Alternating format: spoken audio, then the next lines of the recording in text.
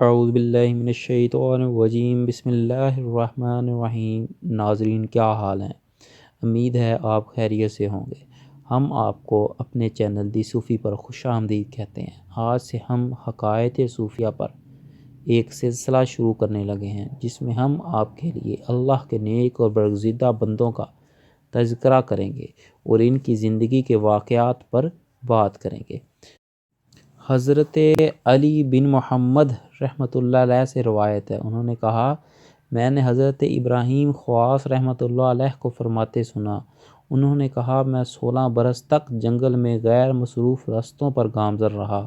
وہاں ایک ایسا شخص تھا جس کے نہ ہاتھ تھے نہ ہی ٹانگیں۔ وہ بہت بڑی آزمائش میں مبتلا تھا۔ وہ پیٹ کے بل چل رہا تھا۔ میں اس کی وجہ سے حیران ہوا۔ میں نے اسے سلام کیا۔ اس نے کہا، ابراہیم، وعلیکم السلام۔ میں نے پوچھا، مجھے کس طرح پہچانا تم نے؟ مجھے پہلے تو کبھی نہیں دیکھا۔ اس شخص نے کہا، جو ذات کریمہ تمہیں یہاں لے آئی ہے، اسی نے مجھے تمہاری پہچان کرائی ہے۔ میں نے کہا، تم نے سچ کہا۔ کہاں کا ارادہ ہے؟ اس نے کہا، مکہ مکرمہ کی طرف۔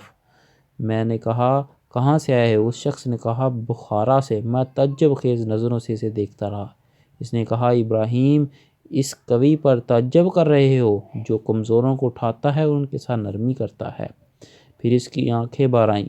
میں نے کہا، نہیں میرے حبیب۔